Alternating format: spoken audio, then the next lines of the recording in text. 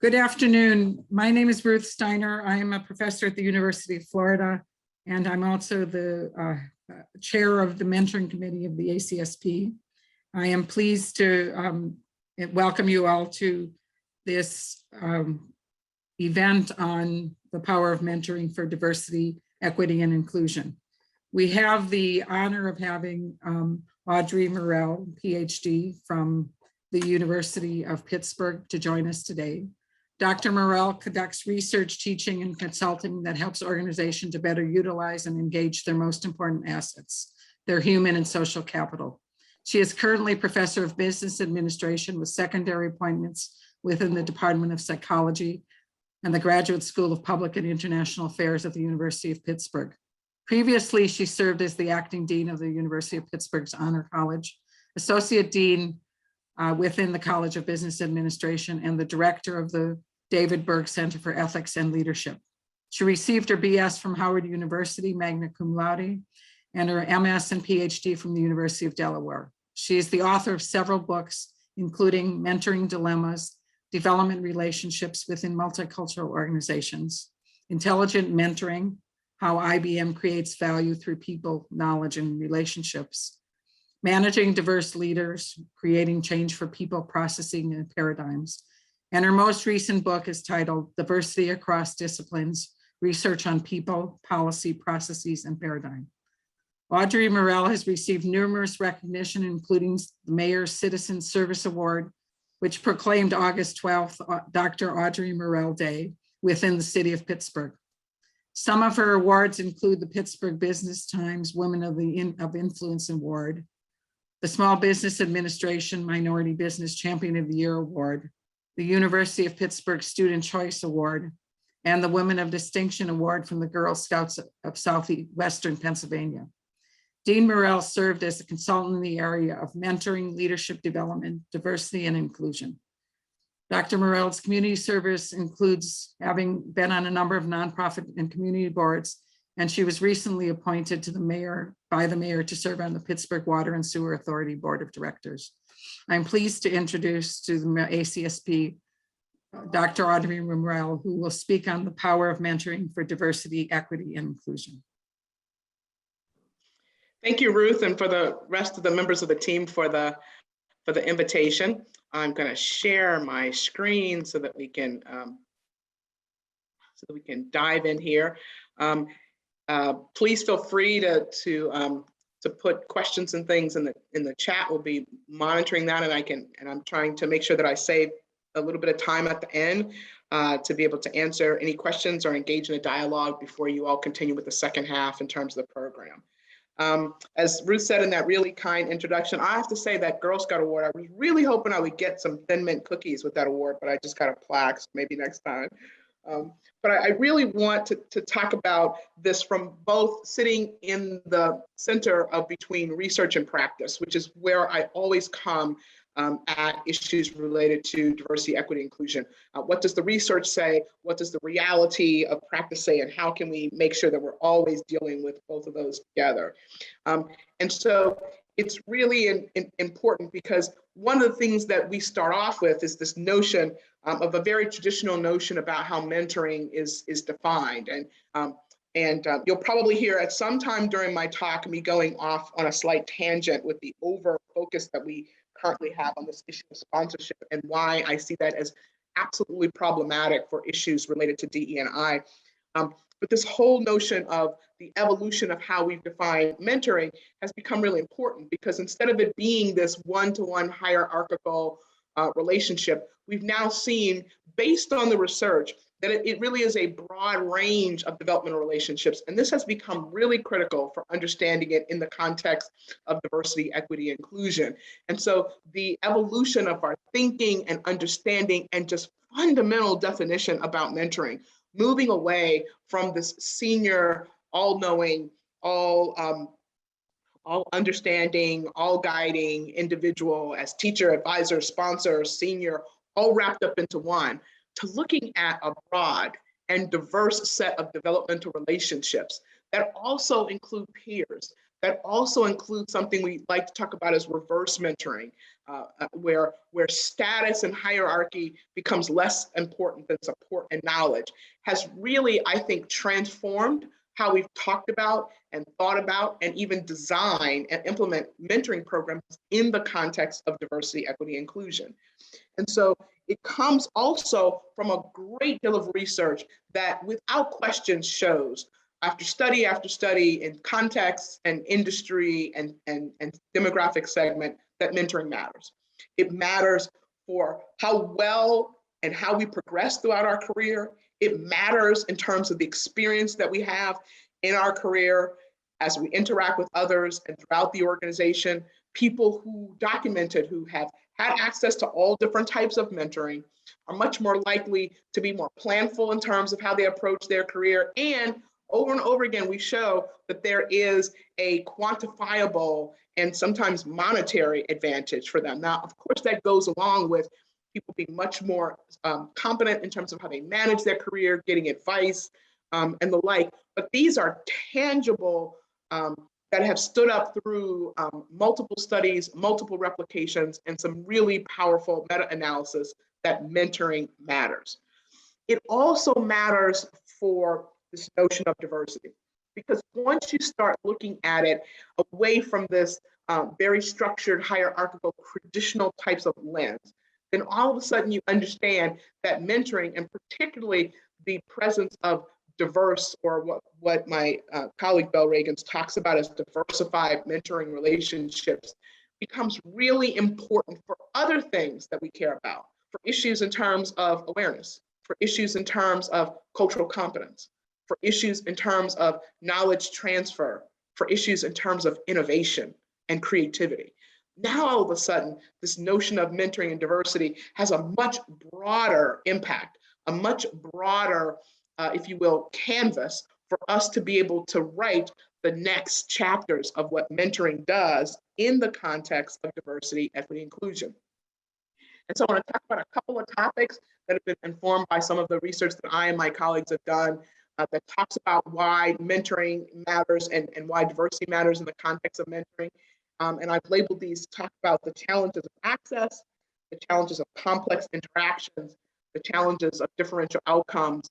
And then I want to move us toward a discussion and of identification of issues related to solutions. And then we'll save some time for the Q&A on the back end. We started this journey of mentoring and diversity, equity, inclusion, really documenting the issues of challenging access that over and over again, and that still exists today. It's more severe in some industries and some segments than others, but there still is significantly less access to mentoring by issues of race. There's some research that shows this true in terms of gender, in terms of social class, in terms of access of culture. We know this from looking at it all the way from studies that track business graduates and graduates within higher ed forward.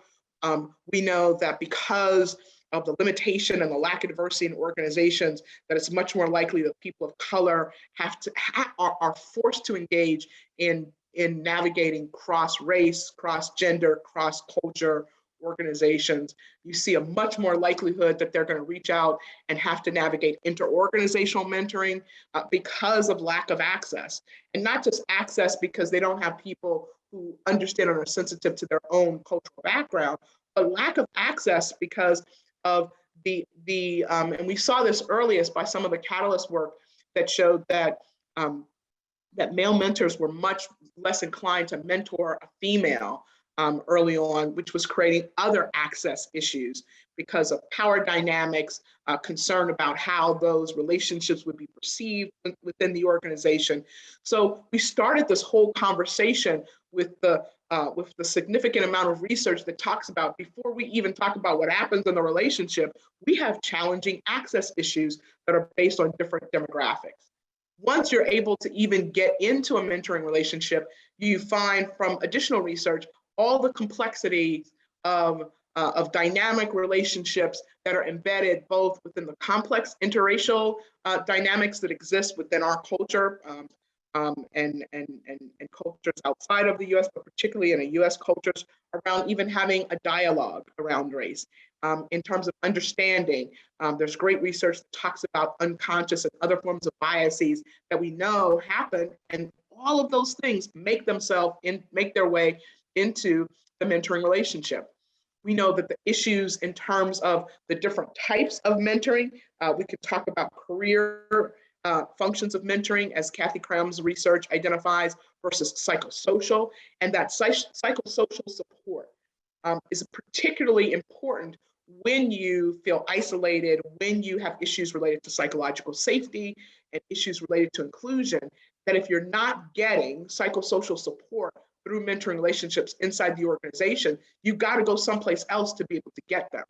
And so this is also part of the reason why I'm concerned about our over focus on the sponsorship function of mentoring, because we know from research that that psychosocial support and this notion of what happens, particularly among diverse mentoring relationships, is limited, and when it's there, it's complicated.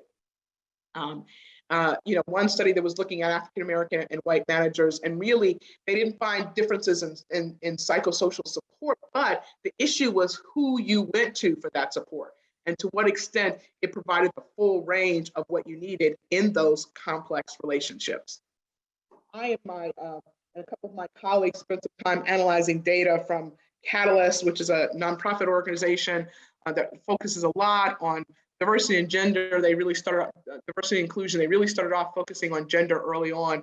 And we looked at data from their National Women of Color study and saw the exact same thing, that women of color in these data who had access to mentoring was very limited across the different, it was consistent across the different segments of women of color that were represented in their data. It was also true, we found evidence for this traditional, what we call similarity attraction effect, that people are connected to and drawn to people who are like them, which also could explain the limited access. But it was something that was really interesting that we found in the data, that women of color, and all the women of color within that research who had mentors, we saw that same effect in terms of how they were satisfied with their job, more so, and were doing better than those without mentors. But the interesting thing that we found was a connection between the gender and the race of the mentor and certain outcomes. That the women of color with white male mentors did better in terms of their salary and their job level. Of course, those two things will vary, than those who have mentors of color or female mentors. But what was also interesting is that the women of color with female mentors, and also mentors of color, particularly for the African American women, they reported higher levels of job satisfaction and intent to stay. And intent to stay is a standard measure that looks at the likelihood that you're going to voluntarily exit or voluntary turnover. And so what these data showed us is that different relationships were doing different things in terms of how these women of color were being mentored or experiencing mentors inside of the organization. Yes, and we know this from the data, that it wasn't the fact that they were white and male, is that they were getting sponsorship, which was what was helping them attain a higher job level and attain more money, but it was not making them feel better about the job, more connected to the organization, and more willing to stay. Because they were not getting the psychosocial functions from those relationships. Different relationships do different things. And so we're taking a slice of it, but we're not really looking at a holistic approach. We also know from some really fabulous study that came out, a group of sociologists, that mentoring works better than any of the training and the other activities that we do to be able to increase the number of women and minorities in management. We also know from a fabulous study from a colleague that tracked MBA graduates out of one program and was able to account for 11% of the race and gender gap in salary based on the presence of a mentoring relationship. Again, over and over again, we're documenting not only the impact that diversity within the mentoring context matters, but also the type of diversity and what access and relationships look like within that diversity. This is one of my favorite pieces of research. I'm so jealous about the colleagues of mine that did this. And it was really looking at this notion of negotiated salary and the impact on diversity. And the reason why I put this in there, again, you're going to hear me say over and over again, we've got to stop being so unilaterally and one-dimensionally focused on sponsorship, because we're missing the total picture of what mentoring relationships do in the context of diversity, equity, inclusion. So there's this great piece of research that was done looking at negotiated salary. I particularly like this because there's a lot of back and forth about whether or not women just don't, there's a school of thought that women, the gap in salary between women and men is because women don't negotiate. It's actually not a true representation of the literature. We know that women are much tougher negotiators when they negotiate on behalf of other people than themselves. But in this particular study, they looked at friendship ties. Now think about this for a second. This is not a status, this is a proxy for peer-to-peer relationships, all right? So think about this as an initial look into the power of peer-to-peer relationships.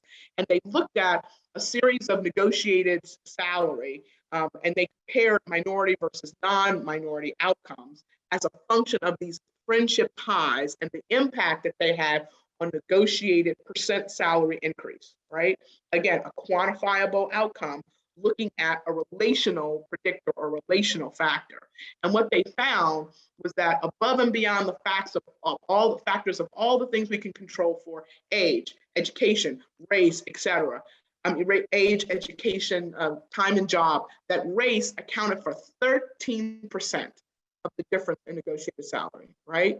But the presence of friendship ties, which were more often peer-to-peer, accounted for 28% of that difference and fully mediated the salary difference based on race. So think about that. That part of what is happening in the context of diversity and inclusion is that I don't have access to information.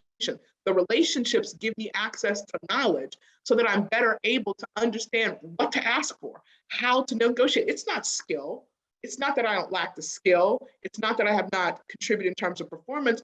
I don't really understand the inside and have access to the inside information to be able to help me to much more effectively do this negotiated salary, and that difference is being blocked in these study and these data by issues related to race.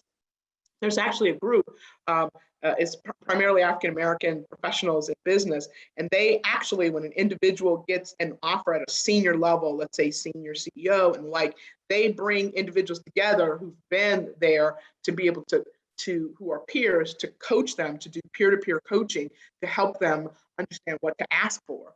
That's a relational capital that actually shows a difference in terms of its impact on economic capital. We also know that issues related to diversity and the strength of the tie that leaders have affects their decision-making. That network diversity of leaders and having closed networks has a less positive, let's just say it, a negative effect on the strategic decisions that are made by leaders. And so it's actually a leadership competency to be able to have diverse networks of those people that are influencing and having an impact on how you look at situations, how you define problems, and how you address them in terms of the leadership. And when you don't have network diversity, it causes a bias in terms of how you make strategic decisions. Again, more evidence of why this is important.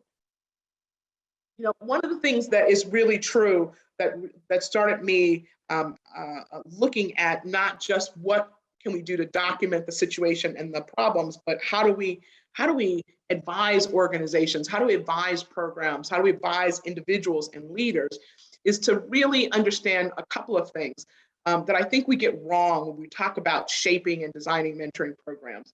And I get asked to do this work frequently by organizations. And there's a couple of things that I try to share with them. And it was lessons that I learned from the 2 years that I spent working to help IBM understand its global portfolio of mentoring programs and be able to give them sort of a logic behind how they would approach that moving forward.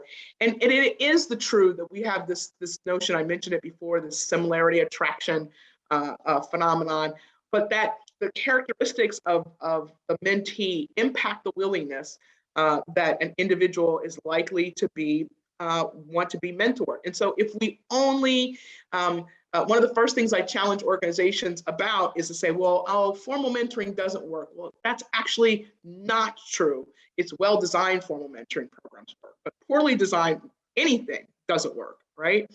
But think about this. Individuals perceived as high potential are most likely to be selected as a mentee.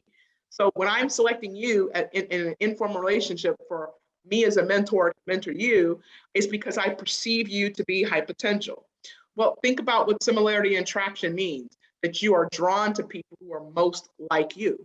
So what I'm seeing in you is me. It makes sense why if an organization only has informal mentoring, you are not going to get mentoring across diversity, because this whole notion of the attribution or the inference that you make about individuals as high potential is part of what is driving your selection of who you approach to be a mentee and who you are willing to invest in.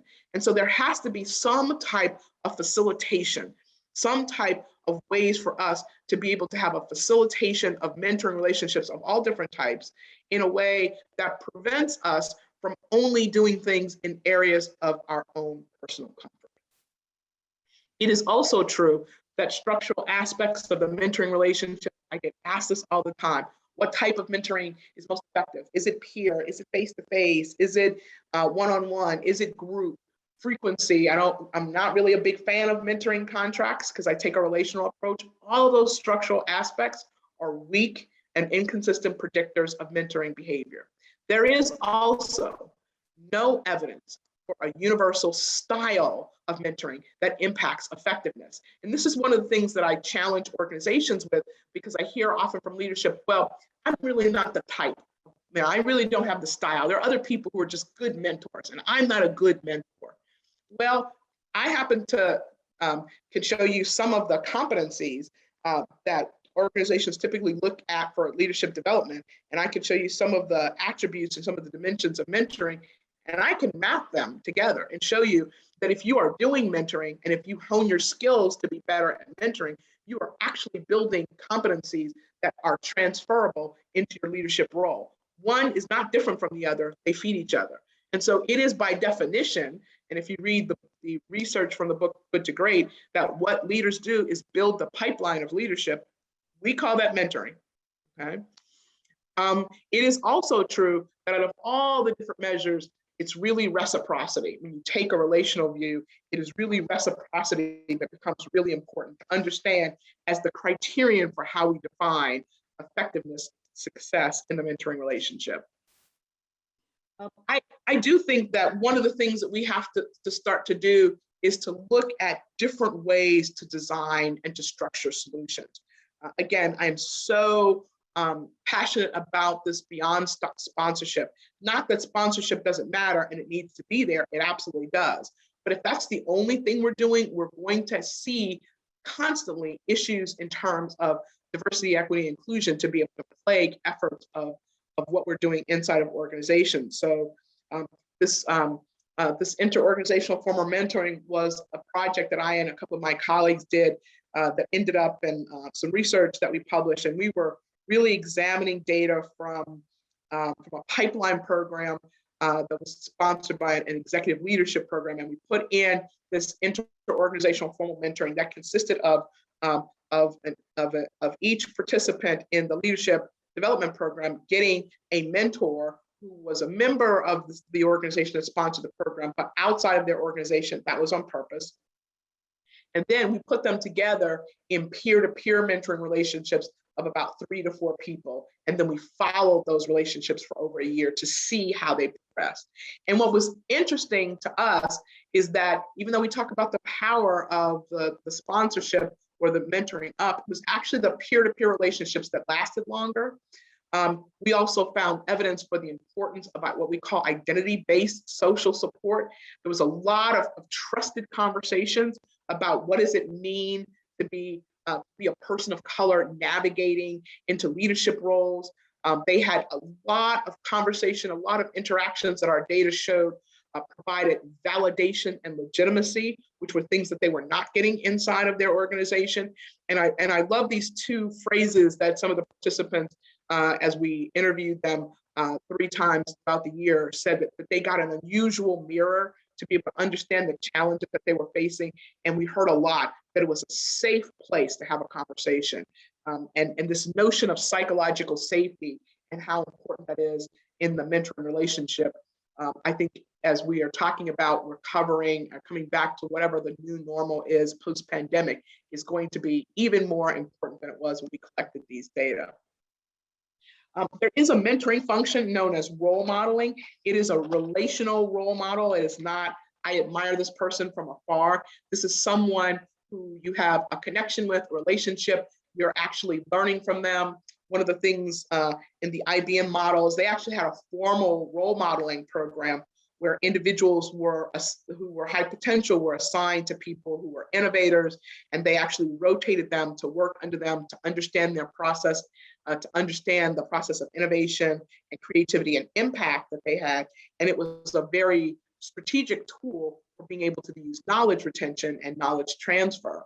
And what's interesting is that a colleague, Ron Burt, has this piece where he talks about the power of role modeling, and that he argues that he was specifically looking at women moving into leadership roles in the organization, that they were not able to duplicate the networks of men because they lacked legitimacy, not that they didn't have competence, but it was legitimacy.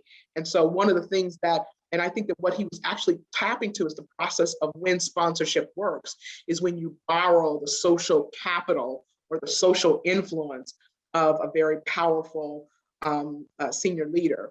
I always use an example that I tell my students. I have 2 ways when students ask me for help and assistance, and I would say, well, yeah, you should talk to so-and-so, or for really strong performing high potential students who really show a great deal of investment, I say, well, tell them that that I told you. Make sure when you reach out to them, you say, Professor Morell sent me to you, right? That is the borrowing of social capital.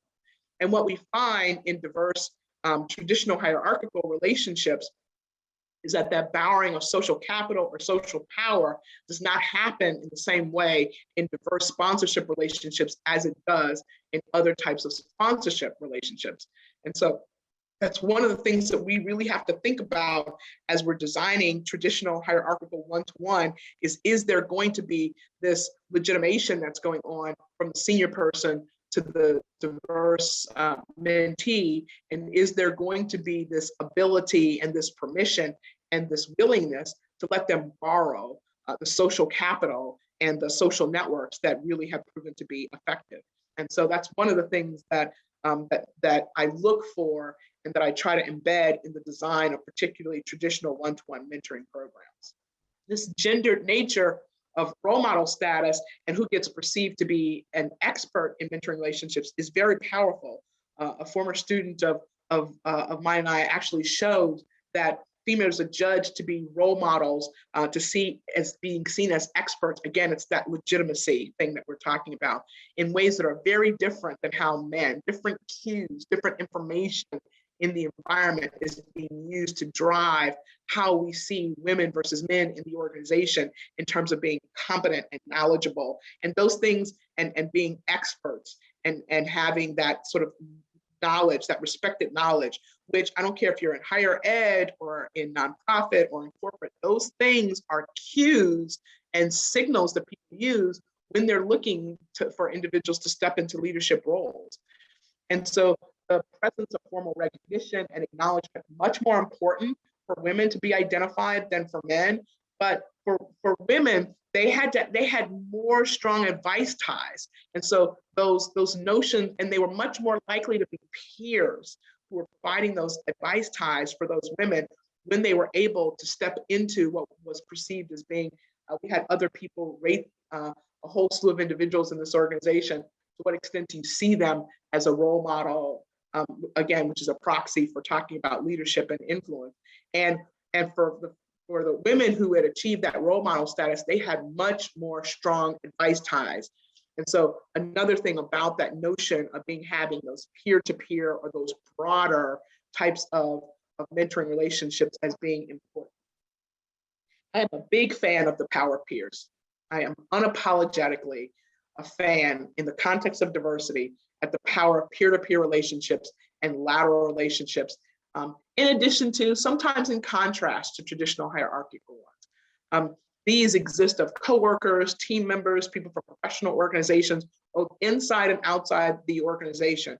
And from a lot of research that I've been doing within the past several years, looking at this and their ability to cut across traditional organizational boundaries, the fact that they're a legitimate source of support. I have seen in some of our data evidence of certain types of sponsorship as a result of peers. I can remember a group of MBA students of color got together and they formed this group, and they made a commitment to one another that they would keep in contact after they left the program, and wherever they were in their professional careers, if there was an opportunity for them to be able to do something that would benefit one of the other members of the group, they would reach out. And they actually called themselves Share the Candy. That was the nickname that they gave themselves. Now think about, as they progress, the power of peers is that peers rise together. And so as you progress throughout your career, and it's often easier to form relational ties with peers because you don't have the pressure of organizational hierarchy, culture, judgment, and the like. But as peers rise together, they're an amazing and legitimate source of a different range of mentoring functions. And what I'm finding in the research that I'm doing, they're also much more acceptable and much more comfortable from a psychological safety standpoint when it comes to diverse individuals. The research that I've done with some colleagues and a couple of projects in that look at relationships within academic medicine of all different disciplines shows the same sort of power of peer-to-peer mentoring as giving people within the context of diversity access to social support that isn't readily available, particularly from traditional hierarchical one-to-one mentoring relationships. And to me, this whole notion of job-related and technical knowledge, and what we're finding is that that knowledge sharing, that feeling as if it's okay. We find this a lot. I've been working with this group and challenging this notion of the imposter syndrome. And I think the imposter syndrome, which often gets tied to women more than men, is actually a mislabel. It's actually lack of validation. So it's not that I really think that I'm an imposter, but I'm in an environment where I lack validation.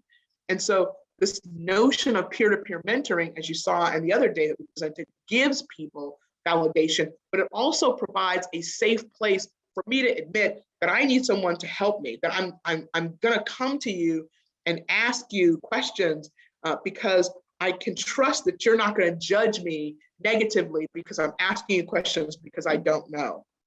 I can remember being on a panel, this was the year before the pandemic, and it was all about issues related to mentoring and diversity. And I was asked, what was one of the things that I really regret or I would have done differently as a junior faculty member? And I said, one of the things, I was being political though, one of the things I regret is that it was really hard for me to ask for help. It was very hard for me to ask for help. And I don't think I had an imposter syndrome. I had a lack of legitimacy syndrome.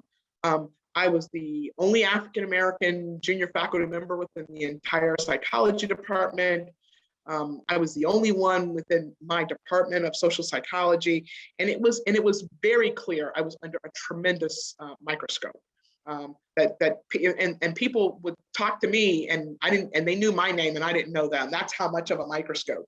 And so it was really challenging for me to ask for help. And so I said I didn't ask for a lot of help. I didn't have a lot of support because of that. And then when I moved over into the business school and I was going through the process for tenure, I had two colleagues of mine that were going through the process at the same time, both white men, both in different departments than I was. And so because I had those peer-to-peer relationships, we would always get together and share how much I hated this process, how it was difficult or challenging and the like. But they had access because of their relationships with senior mentors that I didn't have. And so they shared information with me. So I got access to their information, peer relationships that I didn't have because I didn't have a senior mentor.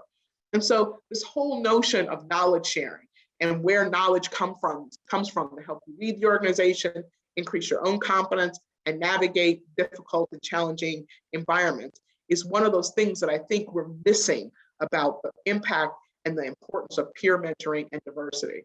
And we've actually seen that peer-to-peer mentoring can act as a buffer for negative and non-supportive environments, and sometimes for toxic bosses, based on some research that a former student of mine conducted.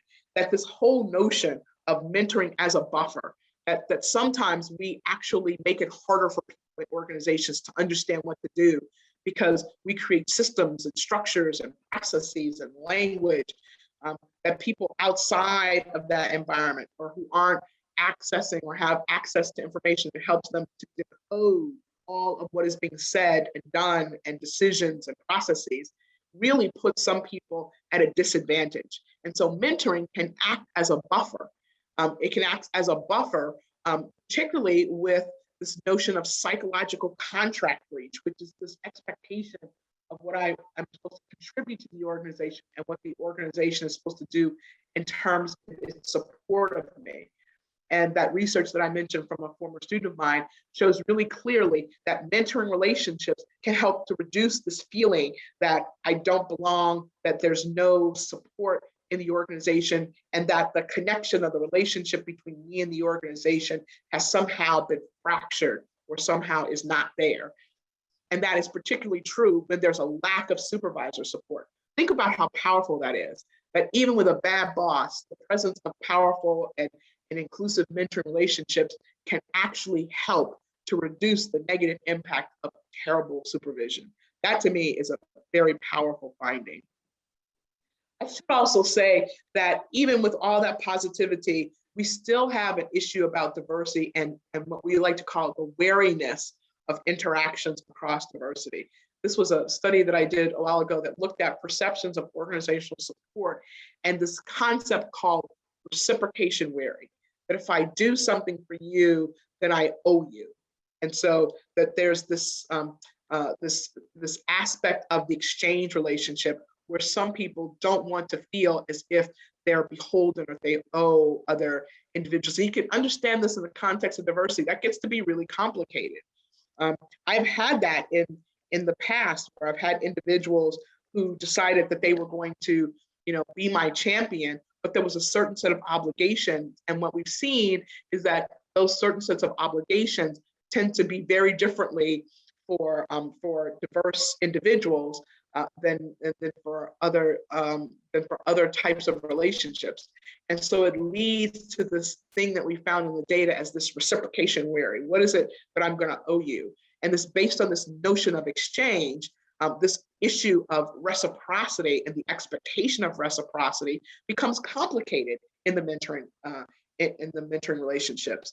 And so this perceived support outcome is also important in terms of the extent to which I experience discrimination, I experience microaggressions, and all these other things. And the extent to which I have mentoring relations that act as a buffer can be important for offsetting that impact of the likelihood that I'm going to be wary, because I don't really want to feel beholden to this individual, particularly in our data when there are power differentials. And so in these data, it was really the presence of a peer that was helping to, in a sense, attenuate or moderate the effect of reciprocation wariness on key outcomes. We were looking at the extent to which they were committed to the organization, whether or not they felt part of the organization and satisfied with their job. And so you can see how that wariness plays itself out in diverse mentoring relationships, that I really want to make sure that I'm not overly beholden. I remember I was giving a talk at an organization, this was in a school of medicine and health sciences, and the person who was there, brilliant scientist, was junior. She was assigned to the lab, and she worked for and worked with her mentor. And so she was in charge of shepherd me around, make sure I didn't get lost. This is a huge campus where I was unfamiliar, And so she made sure I was fully hydrated the entire time I was there. I had plenty of high energy snacks, and she took really good care of me. And I remember later in the afternoon, this was a little bit before we were getting ready to meet everybody up for dinner, in which I was able to consume some alcohol. That was part of my compensation for spending the day with them. I remember she pulled me aside and she said, I'm really concerned because I've really benefited from this strong mentoring relationship with this senior person. I run the lab. He has a lot of trust in me. And she said, but I'm concerned because every time I want to do something or collaborate with someone else, I get really negative reaction from him as if I'm being disloyal. Right. So think about that for a second. And it's sort of like this feeling as if because he invested in me as one of the few women in this particular area of research and practice, there's this sense that I owe him. And she said that I owe him my career. And I'm thinking, wow, that's a big ticket price to be able to pay. And she said, I don't know how to navigate this because I want to do other things. I want to strike out there, but I'm seen as his person, that he invested in me. And so the reciprocity here is that I've got to return his investment in me with loyalty to him. And she was in a predicament. And so one of my recommendations for her was to get some advice from trusted peers, and particularly trusted peers outside of the organization, but in the profession, that can really help her figure out how to be able to navigate that, particularly as she wanted to expand out into different things. And so I'm giving you some of both the research and the practice about why it's important for us to understand mentoring in the context of diversity and inclusion, and that we really do need to do a couple of things. One, we need to move beyond just this over focus on sponsorship. I think we get ourselves in trouble there. Two, I think we need to understand the power of peer-to-peer relationships, and there's even some wonderful research that looks at reverse mentoring in the context of intergenerational diversity that's showing some fabulous outcomes in terms of what that's able to do. But then we also need to understand this notion of mentoring as a buffer. I've been reading a lot and looking at and working on a project looking at the issue of psychological safety and the differential influences that women and people of color have in terms of their experience of psychological safety within an organization. And it's clear that mentoring acts as a buffer in a way that can help with this notion of how do we navigate issues related to psychological safety. It seems to be an issue that has come up as we've been in hybrid or we've been in remote work and moving to hybrid, that there's a greater hesitancy of people of color wanting to return to face-to-face because of concern about unconscious bias, microaggressions, and the like. Could it be that some very strategic types of mentoring initiatives, particularly those involved with peer-to-peer, can offset and to act as a buffer as we return to some sort of hybrid work so that people feel safe, not only physically safe, but also emotionally and psychologically safe in returning to the workplace.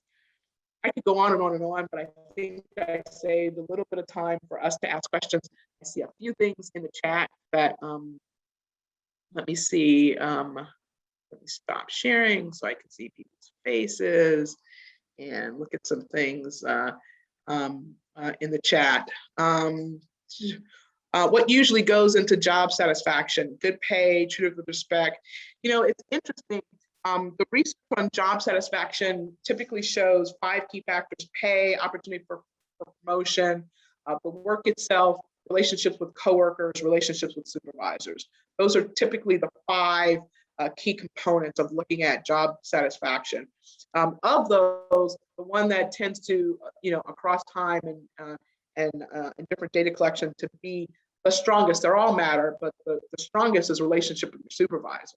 That seems to be one of the strongest. If you had to pick one of the 5, that is the strongest, that tends to be the one. And so that's why this mentoring as a buffer for toxic supervisors becomes really important, because if that's one of the predictors and one of the strongest predictors, our ability to be able to buffer toxic or negative bosses, particularly in the context of diversity and inclusion, becomes all the more critical. Great question.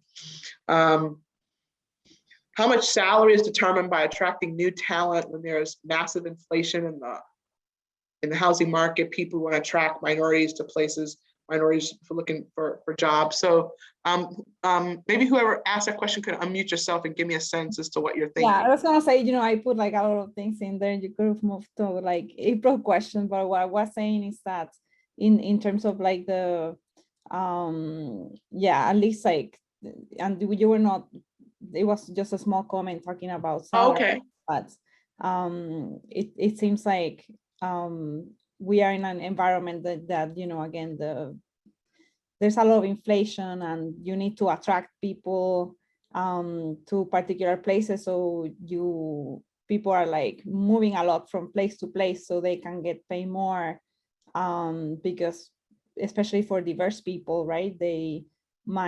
There's more money for these types of initiatives. So I was maybe just like, thinking a little bit more about that, like how much is like, negotiations versus people like moving and getting higher salaries somewhere else. So I have to tell you, the thing that I'm seeing, I'm working on a really big project with a team, looking at a large organization in terms of its return to work and looking at the impact, particularly on their strategy around diversity, equity, inclusion.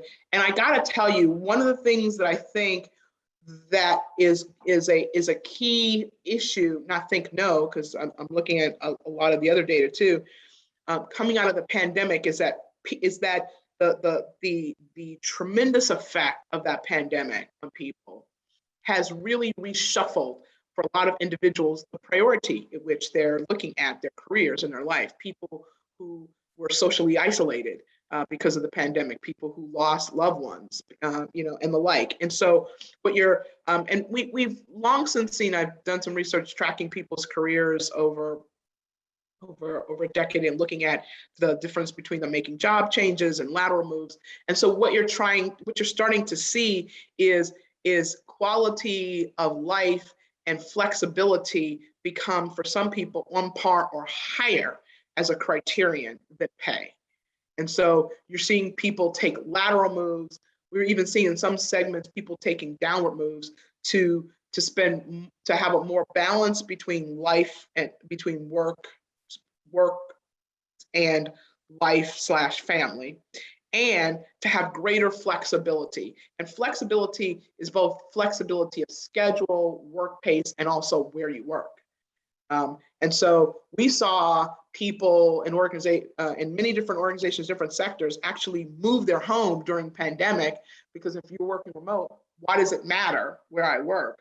And so I'm actually talking to a lot of HR managers that are saying they actually see this as an advantage, because now they can recruit from a wider pool, because they've shown for different jobs that they never thought could be done remotely, could in fact be done remotely. They now have those systems. So you can live in an environment which you feel is more inclusive for you, but still work for an organization where they may not have an inclusive, environment in the workplace, but I'm buffered because I'm working in a hybrid sense. So I think the ways in which we weight things in terms of the decisions that people are making about career and which organization to join have been completely reprioritized as a result of the pandemic. And unfortunately, our recruitment strategies don't reflect that, because we think everybody's just still motivated by pay. That's not the recruitment strategy in this post-pandemic environment, right? You asked me another question about tacit knowledge. Well, it wasn't a question. It was just more like, for mentors, like these are things that we learn through experimentation. So many of the things that we learn just by changing and like, oh, I don't know, so it's like we feel that we cannot do well, but I think just, you have to realize that you can. It's just, in terms of like deciding to be a mentor, just like owning your knowledge. So that's a lot of the things that you were talking about with the imposter syndrome and all that. Yeah, one of the types of mentoring that I didn't spend as much time, just for time's sake, talking about is group mentoring. I talked to peer-to-peer, but I didn't talk about group mentoring and the whole notion of tacit knowledge and what that looks like when you look at mentoring as a driver for innovation. I did some stuff for Novartis Institute for Biomed Research for about a 2-year period and looking at their innovation teams.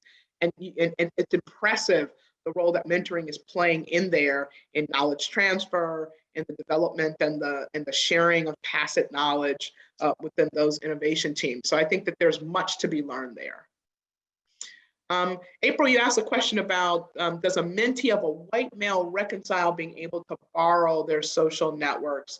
Say more, but being viewed as a proxy for that person. Say more about that. Where's April? Sure. So there was a slide you had, I thought was really interesting about how, women of color, right, sort of tapping into or leveraging, borrowing, social networks of, say, like a white male, right, within sort of the professional sector. But how do you start to separate yourself, right, rather than being viewed as, right, that proxy, so sort of like an add-on, right, rather than, you're standing on your own and you have your own individual merit within your own scholarship. I think I think you're asking me a good, and it's a complicated question, because a lot of it has to do with this notion that some people write about, this myth of meritocracy, right?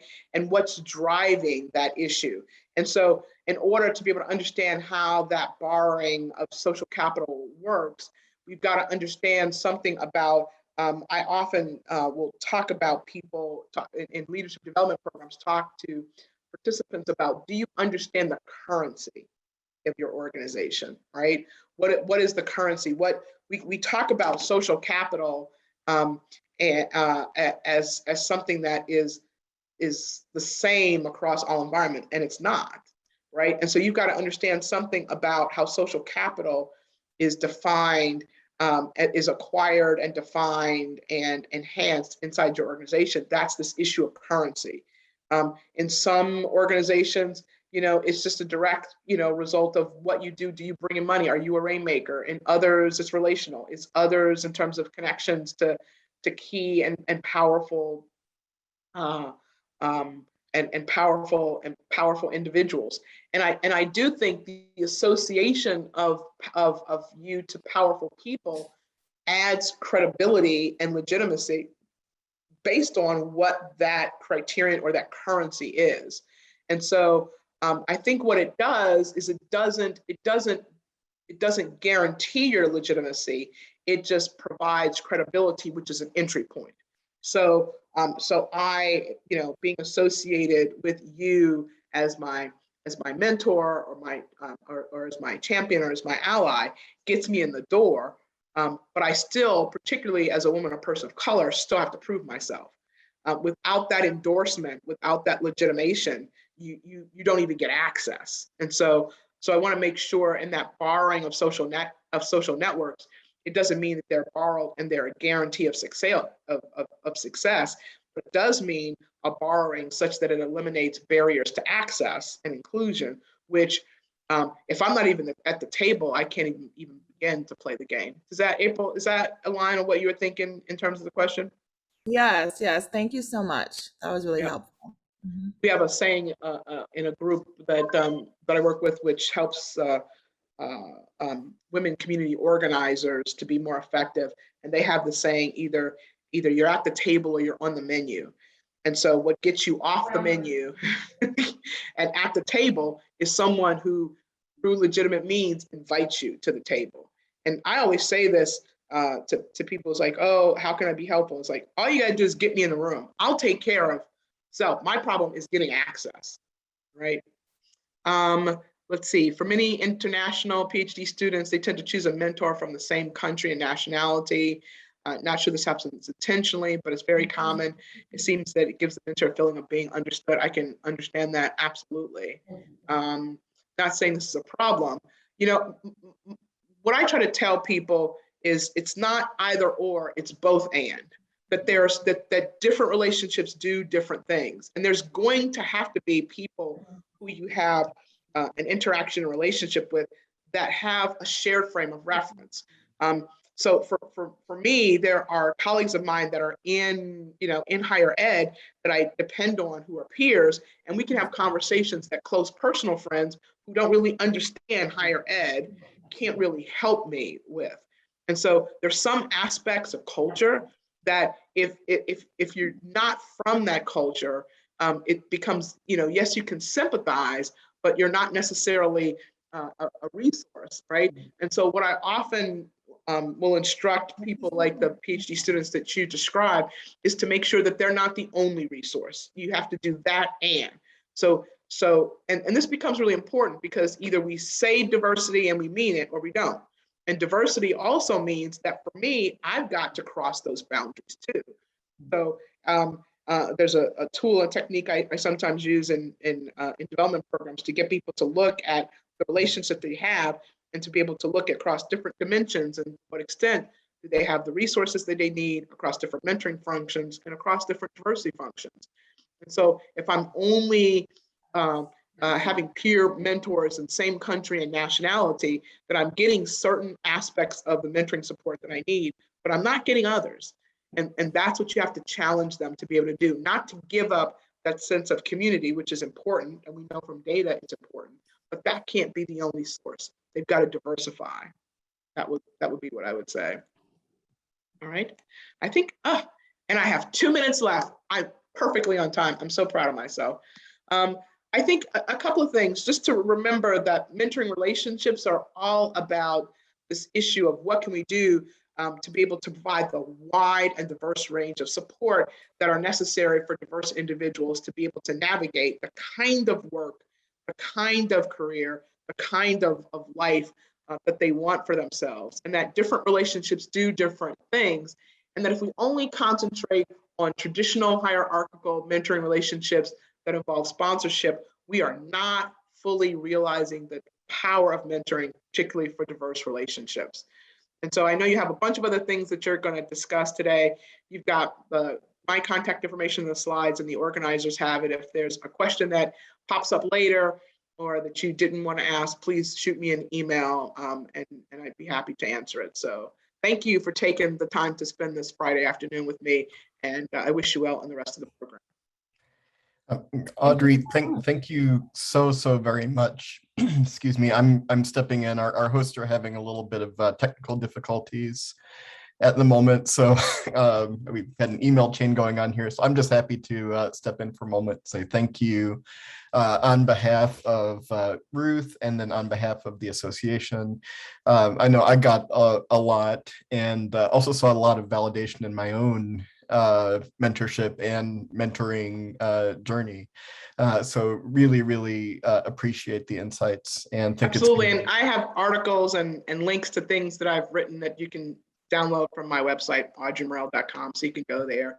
And if there's something that you're interested in that I reference that's not there, shoot me an email.